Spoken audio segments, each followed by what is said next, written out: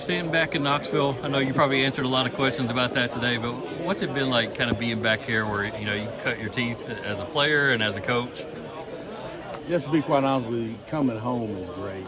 And having the opportunity to work with players that I coached, having the opportunity to work with their children. One, it makes me feel a little old, but at the same time, it's a great feeling to see the fruit, the seeds we planted, to see how they've grown and how things have changed in East Knoxville. There are a lot of positive things that are still there that, don't always get the attention. So we're going to try to bring a positive light back over there at East Knoxville. What are some of those positive things that you just talked about? Well, we've got some really good kids, just to be quite honest with you. People have been asking me, well, how's it going? And I keep telling them, the kids do what I ask them to do. They work hard. They're coming regularly. Our numbers aren't great, and I think that's something that we build over time. But they're doing everything we're asking them to do. They have great attitudes. The community has really shown up well for us and the things that we need to get done. We've got some positive things going on around our facilities.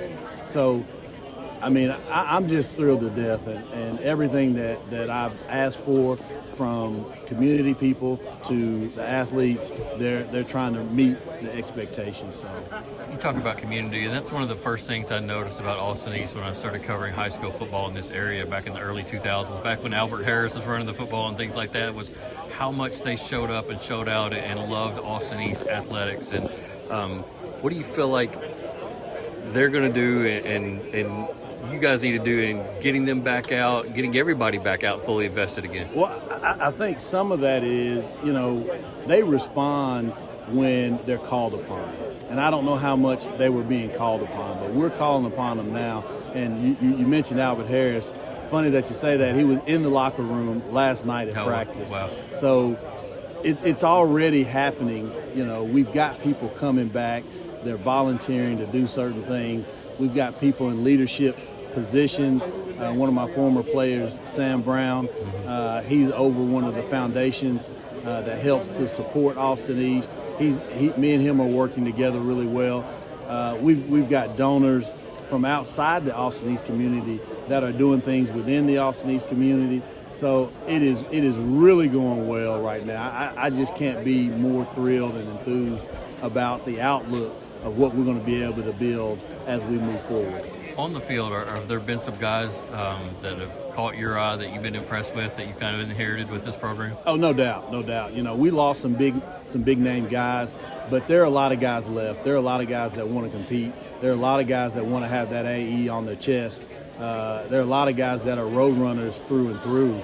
And, I don't have right now names to say this guy's going to be great, this guy's going to be great, but we'll wait and see, because some of them are going to be great.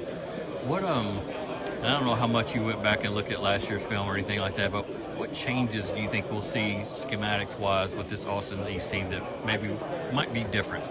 Well, we'll be a little more patient, I think, on defense. We won't be quite as aggressive as they were as far as playing a lot of man and doing a lot of blitzing. We won't do that quite as much. Offensively, it'll look similar.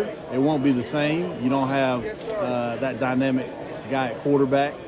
But we will be more methodical on both sides of the ball in our approach to what we're doing. But we will be physical, and we will play for 4 quarters.